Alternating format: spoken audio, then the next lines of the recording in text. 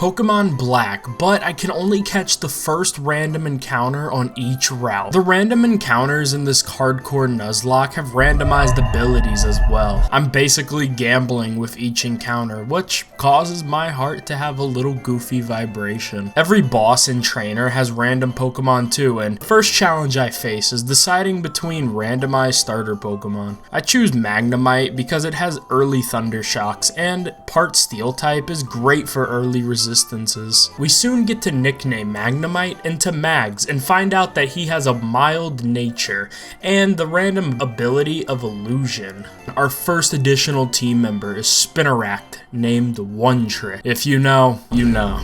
I slammed my desk until my hand was a bloody pulp once I see that his ability is defeatist. I make it to the next town and I witness a quirky little peaceful protest. Then this guy with unnatural hair color forces his sloth to attack me. I thundershock it to death, and now it is time to get some encounters before the first gym. On Route 2, I capture a Barboach named Barbie with the Chlorophyll as the ability. I then fight my rival Bianca, and we had this funny interaction where her Ditto was trying to transform into my Magnemite that was disguised as a Barboach from the Illusion ability. So get walled, slime boy. In the Dream Yard, where we normally talk to this girl to get an elemental monkey, instead I got an adorable Cubone that I just had to name Orphan L. Yeah, go ahead and wear the skull of your dead mother. Become part dark type while you're at it. Cubone has the ability Airlock, and we also find a useful black sludge item on the ground that Spinarak can make great use of. With my little team of misfits, we now challenge Chili, the gym leader. He must have borrowed his brother Chris's water-typed Wingull, as that's his lead. I answer this by switching to Mags and firing off a 4 times effective Thunder Shock to one-hit KO the bird. Chili then reveals his ace being a Bagon. I returned Mags because for some reason I thought that this Bagon was capable of firebending with Ember at this level, but he doesn't learn that until level 25. Cubone proceeds to play percussion on Bagon's head with Bone Club until he eventually can't take it, which grants us the Trio badge. Leaving the city, I reach the daycare where I battle and lower the self-esteem of every toddler within a 25.3 meter radius. On Route 3, I caught a Carvana named Cars Movie in all caps. For no reason. And he has compound eyes. Wellspring Cave presents a Vulpix, and oh shit, okay, I underestimated the power of a piranha. I do have access to one more encounter by pushing past Nakarine City into Pinwheel Forest. I almost ran out of Pokeballs, but we inevitably capture the female chicken my disturbing self nicknamed her Hot and Spicy. She has weak armor, and this early evolution, it's not enough compensation, but we need something. This new team member just continues to deliver by having the gym trainer's Rattata with the imposter ability copy Combustion. It then proceeds to critical hit my Catfish and Orphan to death. The bomb was eventually defused, but my anger towards Pokemon Randomizer hijinks is still forever active. Bringing only 4 Pokemon into the gym battle against Lenora's 2 should give me the advantage, but somehow the fight is still even. Her Weeping Bell is weak against my Combustion, so I take the time to set up a Focus Energy, hoping that I have the same luck as that imposter Rattata. Oh, our weak Ember doesn't crit, and Hot and Spicy suffers from bone paralyzation. Weeping Bell outspeeds with Wrap, which activates weak armor, but we already burnt the plant. Her ace is Sir Viper, and I don't really have anything good for this. I make the risky play by tanking a Poison Tail with lowered defenses. Also, keep in mind that Poison Tail has an increased critical hit ratio, but by dealing our own critical hit Ember, my chicken can't stay in, so we swap to Spinarak, and I'm flabbergasted as I thought Bug and Poison type would resist Bite, but I was wrong. Magnemite is part Steel, so he can resist Dark type attacks. He tries to tase the Snake, but it is not enough voltage, so the Snake has a Super Potion ready for the next turn. The Snake and the Metal Object, they trade attacks until, unfortunately, the Metal Object flinches. Magnemite will die if I stay in, so swapping to Carvana to resist the Dark type attack is the right play. Carvana delivers the final blow by biting the snake back, and that's how we got the basic badge. Then some random bullshit with Team Plasma stealing a skull from a museum. I'm asked to go track him down in the forest, and I'm glad I did because I found the TM for Earthquake. Too bad it's too early into the game, I can't just teach this to everything on my team. I asked nicely for them to give it back, and it surprisingly works. I don't really know why they took a deceased Pokemon skull anyway in the first place, but sure. I have no encounters before the next gym, so I run down the epic cinematic bridge to Castelia City. In the Pokemon gym, I have to squeeze through these walls of thick honey, because Berg, he only agrees to meet me if I'm lathered in sticky substance. I challenge the freak and what is that position? His Zorua is first, so I decided to try and set up a focus energy. Zorua lowers my speed, so my plan is immediately crushed. Ice Fang doesn't get the crit, so Zorua is able to attack twice before we maul him to death. Berg's next Pokemon is thankfully a Trico. Our Spider Boy is a Spider Adult by evolving into Ariados before the gym, so we can wall this Trico without losing much health, as it's recovered by Black Sludge. My bunghole retracts as I stare down the Ace Golduck. This Golduck is level 23, and for those who don't know, when doing a randomizer, trainer's Pokemon will know the last 4 moves from their current level. I want to weaken it as much as possible, so we poison it and use Nightshade before tanking 2 confusions. We also lower Golduck's speed to assist our other members. Mags can thankfully resist psychic moves and use Thunder Shock for some super effective damage. I claw my eyes out as Golduck survives and then disables my electric moves. I was forced to use 2 sonic booms while Golduck almost secured our soul with a water pulse. Carvana is brought out to barely soak up a water pulse. We bite the duck, but it's not enough and he squirts on us until we die. Carvana, that's on you. You should have bit him harder. Safe swap into Magnemite while Golduck heals up again. Magnemite cuts the nonsense and we send this asshole to the electric chair, securing the insect badge from Berg. Freaky ass Artis. That was a tough battle, and just when I thought we could breathe, Bianca challenges me with a Wobbuffet. I cripple it with Thunder Wave before it can protect itself from status conditions using Safeguard. I switch out to Ariados for some lower damage attacks because Wobbuffet's whole niche is just counter attacking. I don't want to hit it too hard or then it could hit me back even harder. Nightshade was a stupid move because Wobbuffet claps back with a super effective Mirror Coat. I do not know how to read this AI, but we can farm Leech Lives off of Wobbuffet to restore our health back. She is in kill range, so I'm hoping Combuskin can kill. Oh no, so we get punished with a super effective Mirror Coat. Ariados then does what it should have done before and just finishes off the Wobbuffet after letting it live for so long.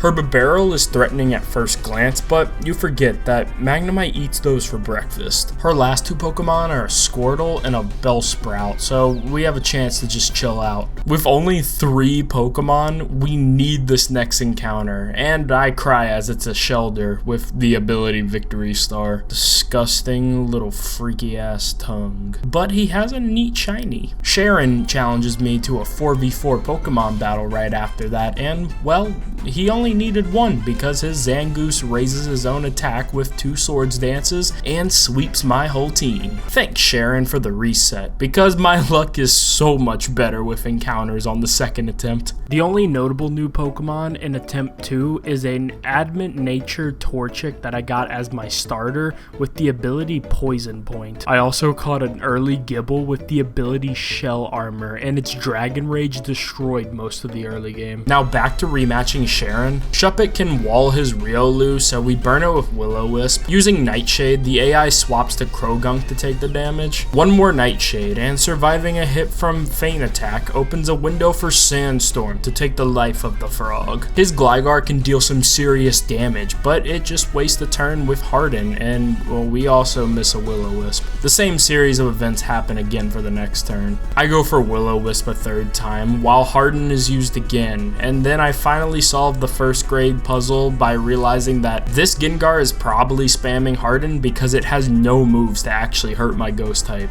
I checked the move list and I was right. I bring out Combuskin because I want to save some HP on Shuppet for when Riolu comes in later. Plus, Combuskin can resist all of Gligar's attacks, and Ember can bypass the defense raises. Afraid of getting hit by a flying type attack, I swap Pivot to Dynamo, and the electric typing resistance is enough to shake off the critical hit. Huge Power Shark should do plenty of damage. Oh, well, that's pretty cool.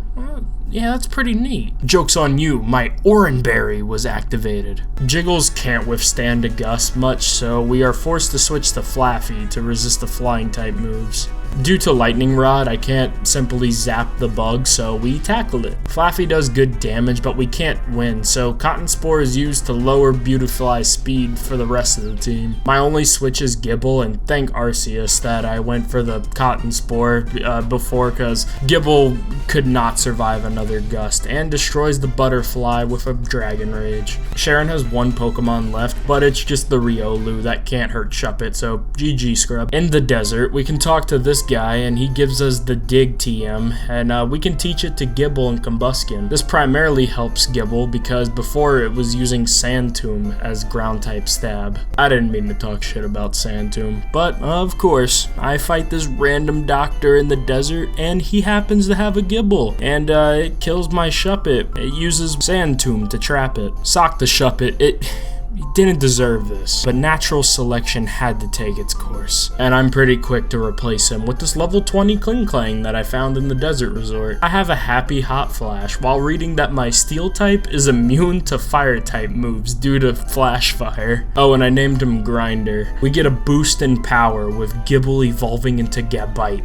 and our power stays the same as I caught a Glameow in Relic Castle that will be boxed forever. In Relic Castle, we got a fossil, so we travel all the way back to Nakarine City to get it restored for that encounter. Was it worth it? It happens to be a Scraggy named Chum with multi-scale, but it has a nature that decreases physical attack growth. In Nimbasa City, I'm trapped on a Ferris wheel, and I'm preached to by N. He challenges me, and bro has a Charmander lead with the ability Drizzle. Oh shit, wait, it had Dragon Rage, and it faints my eel. The rest of his team is a cakewalk. Before the 4th gym leader, I need to prepare a little bit. I start by going east of Nimbasa City to get 2 insane encounters on Route 16 in the Lost Lorn Forest. That being an Axew named Apple with the ability Shell Armor? That's 2 highly offensive dragon types with Shell Armor. Oh nah. Unova region needs to be on lockdown now. I'm a threat to the nation. Oh, and we get a Zorua named Zit with the ability Static too. I also did some research and found out that I could have gotten an Eviolite earlier in Castelia City, which increases the defenses of any unevolved Pokemon. It's time to fight Eliza. Her lead is Ariados, and Combuskin torches the spider with 2 embers. Alola spams Water Pulse and Protect, but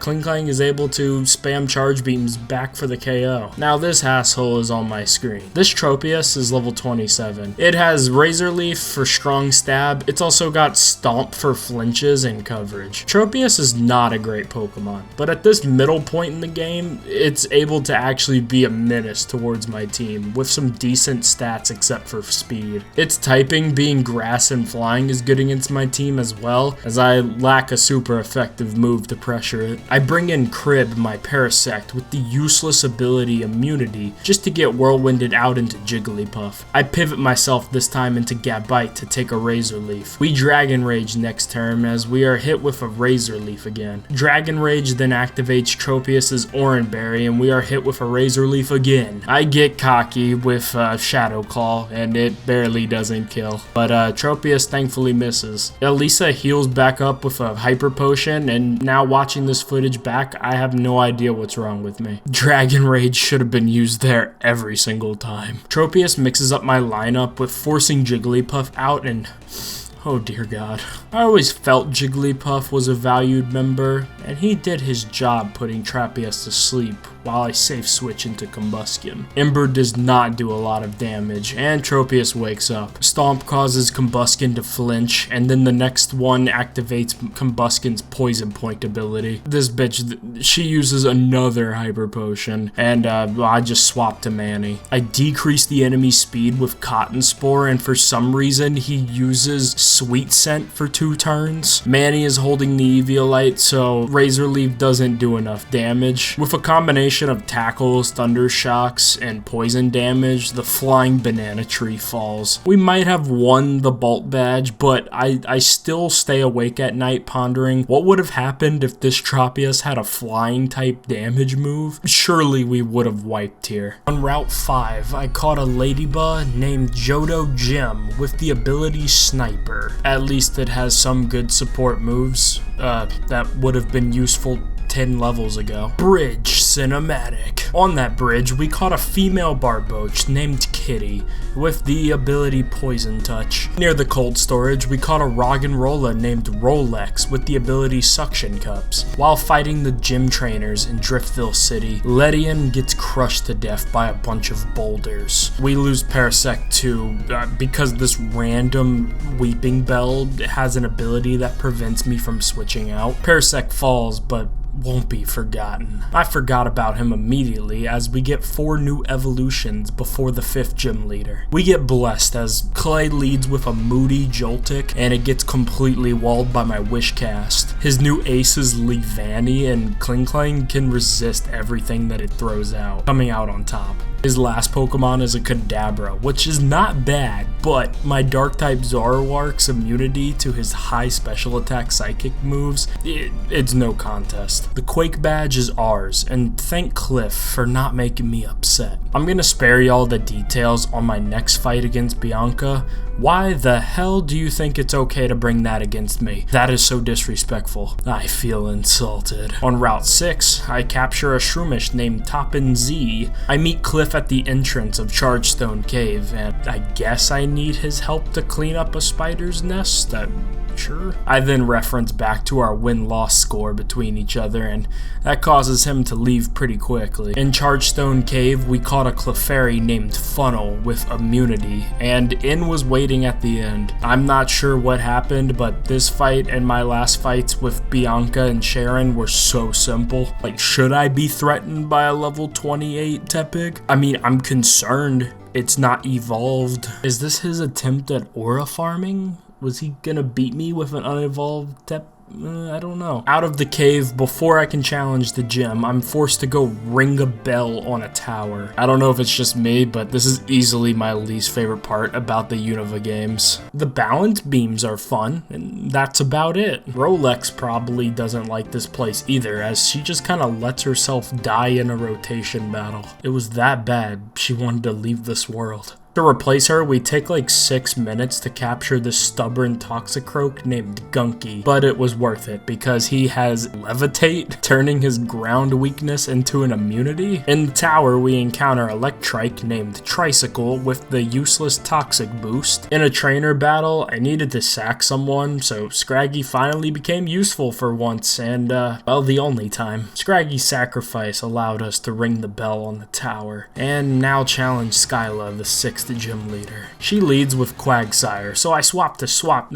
I don't swap to swap. She leads with Quagsire, so I swapped to Wish Cast to fight it. After dealing some damage, I remember that Toxicroak had Levitate, so I'm able to KO Quagsire. Golurk is part Ghost, so we stay in and we do okay damage with Feint Attack before he raises his defense. We use Feint Attack while he Mega Punches, and well, I thought that Feint Attack would be enough, but now he's able to just punch right back. I make a stupid play by going for Sucker Punch when it was so obvious that she was gonna heal with a Hyper Potion. I swap into Klinklang to resist the Mega Punch and let Golurk take some damage from my Rocky Helmet. I tried to use Gear Grind to get some kind of damage as we take super effective Dynamic Punch damage like a champ. I get a safe swap into Gabite because his Dynamic Punch misses. I use Dig to waste his Dynamic Punch energy and he misses another another dynamic punch when Gebite resurfaces. She heals again, and a super effective Shadow Claw is not nearly enough. We go for it again, but still no crit, and she increases defenses again. This is repeated next turn, and he misses his last dynamic punch. We finally defeat the Iron Golem after another Shadow Claw. Her ace is Heatmore, and well, I ate the Anteater back, letting us obtain the Jet Badge. Now that the level cap is past 35, I can finally evolve my starter into Blaziken at level 36. Keeping on the topic of Hoenn starters, a Marsh Stomp is a phenomenal encounter inside of Twist Mountain. Ampharos,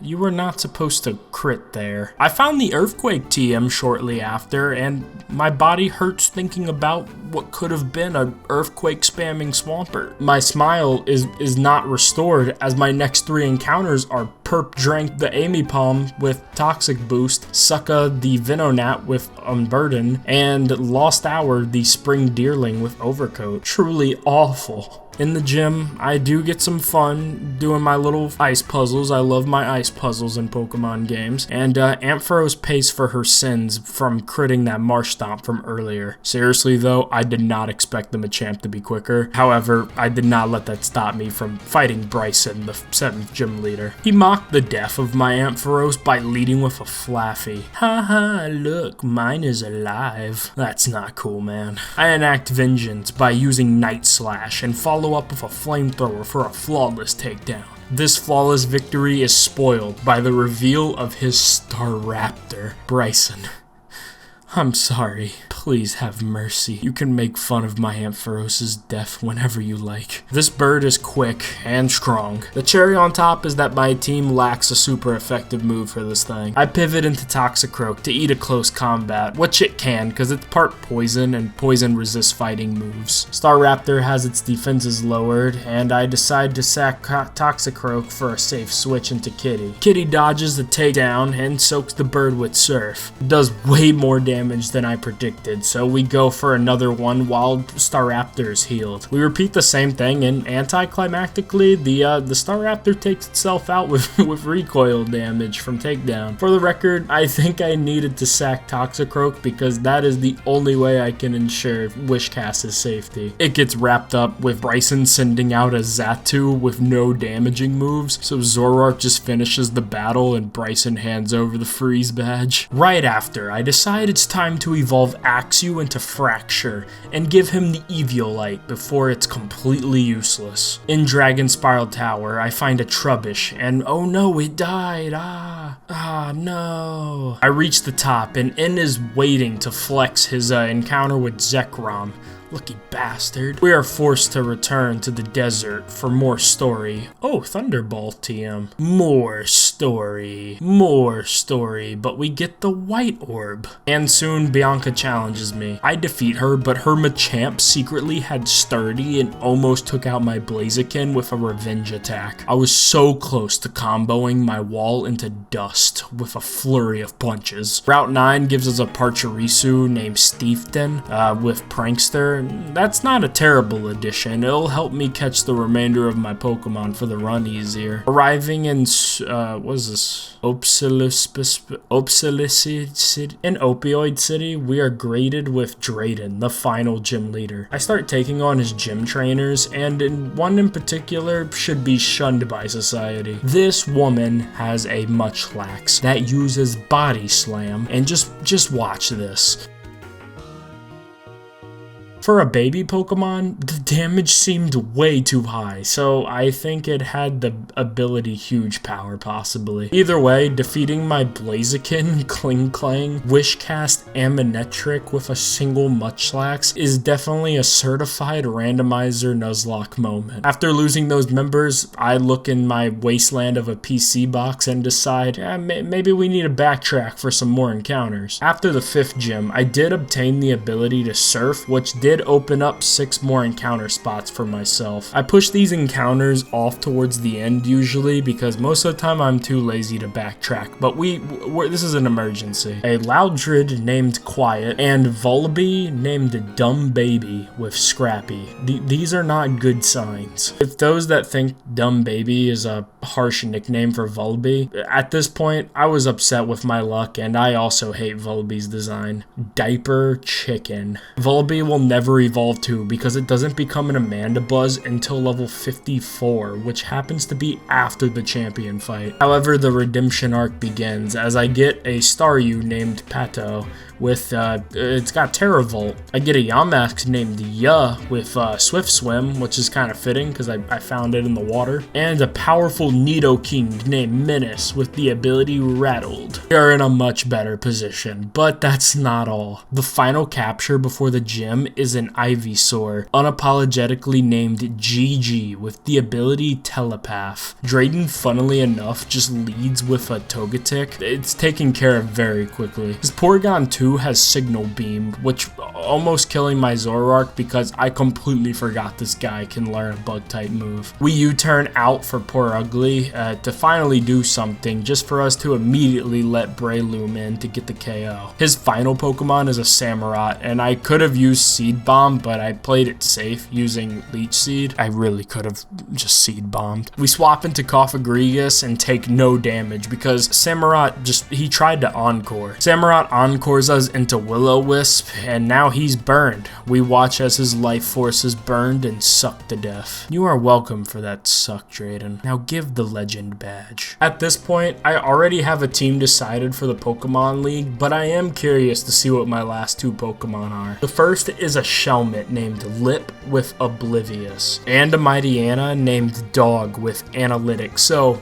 yeah, not good. Before I caught Mightyena, I did have to battle Sharon one last time. He stood no chance against my Zoroark and Nidoking. Those two actually just carried me through most of the victory road. It was pretty easy, but Breloom did miss a Sky Uppercut and paid the price for it. Finally, the Pokemon League is ahead of us. I did plenty of preparing, and this is the team I settled on. I choose to fight Marshall first, and I had chose right because he leads with a Bellossom with Snow Warning. I get a safe switch into Haxorus because the AI is coded to replace his own weather with Sunny Day. We Dragon Dance, but the Stun Spore, it just makes the speed boost completely irrelevant. I decided to Dragon Claw, but it's just not enough, but we do burn through one of his full restores. The same thing repeats next turn, so then I use another Dragon Dance to just ensure the KO. Bouffalant is next with a powerful head charge attack we need to watch out for. I don't watch out for it because I decided to just go for the Dragon Claw. That's not enough, and he almost takes Haxorus' life with head charge. A pivot into Cofagrigus causes head charge to fail,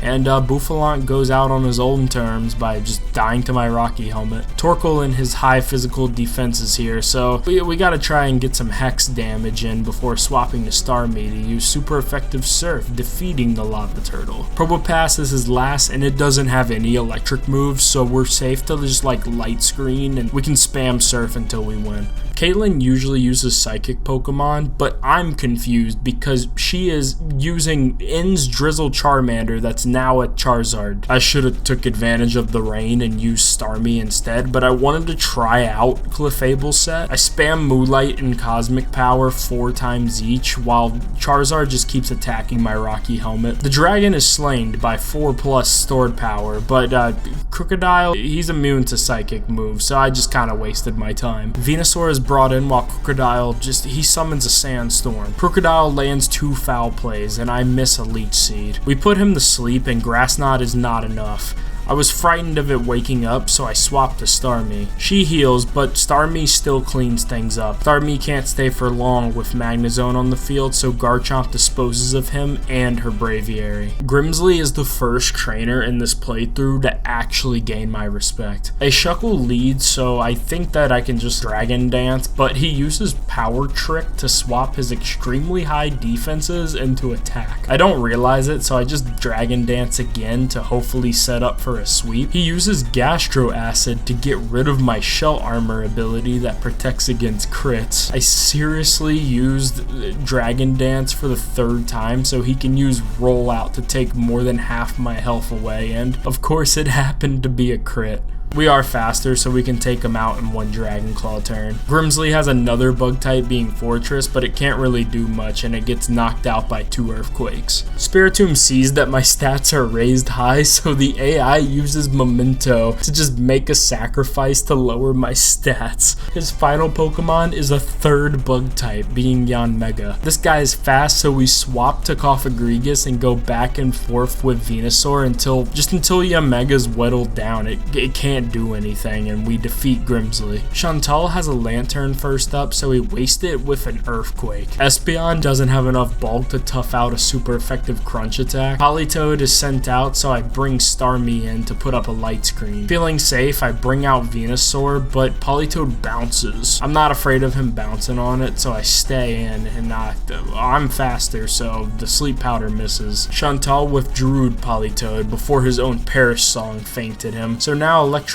enters the field. It's put to sleep, Leech Seeded, and Earthquake to death. Overkill? Nah, let Garchomp have this. These things normally have Levitate as their main ability. Oh, and her Politoed ended up fainting to its own Perish Song. I feel like I overprepared for the Elite Four. However, the final battle against N is quite a randomizer Nuzlocke moment of all time. N has a Zekrom visibly seen, but once in battle, it will be randomized into 35 possible different legendary Pokemon. Before, I have to encounter my Reshiram, which is actually a Latias named Ugh, and I have to send it to the PC because I made a rule not to use legendaries. I clench my ass cheeks waiting for the reveal of N's legendary. Oh shit, oh god, wait, I might lose. He just had to have Arceus, the god of Pokemon, with a base stat total of 700. Arceus is quick to hit for more than half with an extreme speed. Venusaur can put the god to rest, while next turn recovering health from leftovers and Leech Seed. 2 Grass Knots are almost enough to humble the god. Arceus then heals from a full restore. Back to square one, but I'm leaving it behind, as a Grass Knot Leech Seed follow-up does less than half. I know it's a god Pokemon, but please die from vegetation. And extreme speed does lethal damage again, with our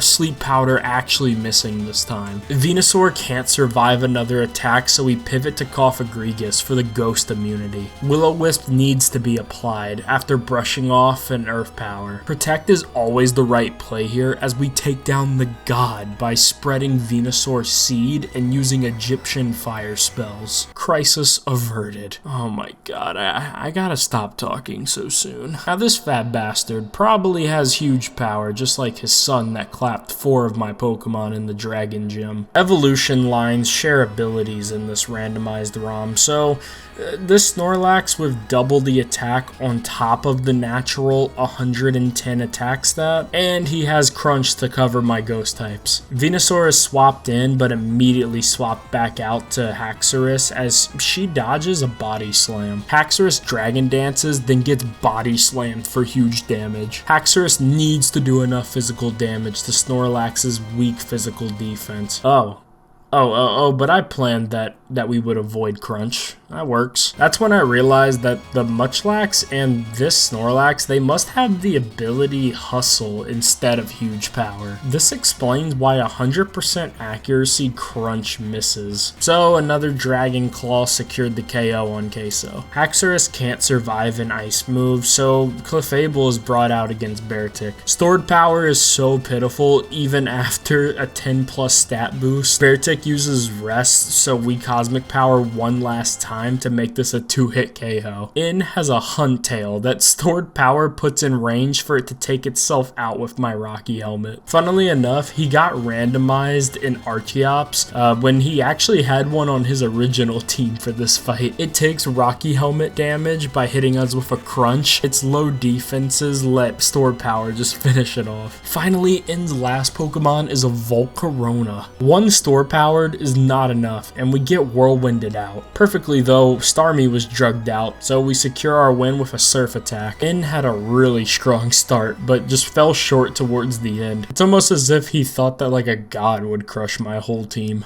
Fool. Now the real final battle of this game is against Gexus, or however you say his name. And this battle takes place right after N. However, he is not a challenge at all. I mean, to be fair, he had a pretty cool team, being Ampharos, Kingdra, Stunfisk, Gliscor, Toxicroak, and Luxray, but he just did not stand a chance against an Elden Lord as myself. At the end of all of my videos, I like to kind of give out an MVP award, who I think was the most important, and I definitely gotta give it to GG the Venusaur. If it wasn't for the sleep powder and like leech seed strats, Arceus would have just sweeped me. So yes, Mr. Plant himself, he kills gods.